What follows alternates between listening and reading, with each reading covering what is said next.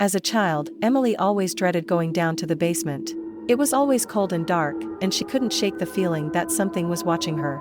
Years later, Emily found herself living in a house with a basement of her own. She tried to ignore her childhood fears and used the space for storage, but the feeling of unease persisted.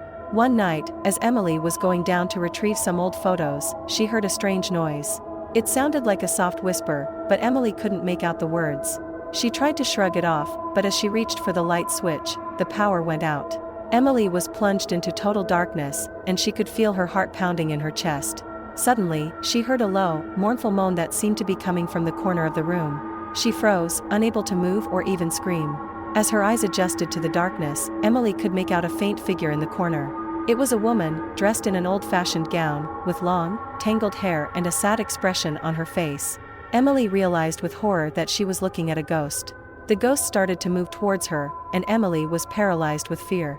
She couldn't escape, and the ghost seemed to be getting closer and closer. Just as the ghost was about to touch her, the power flickered back on. Emily stumbled backwards, her heart still racing.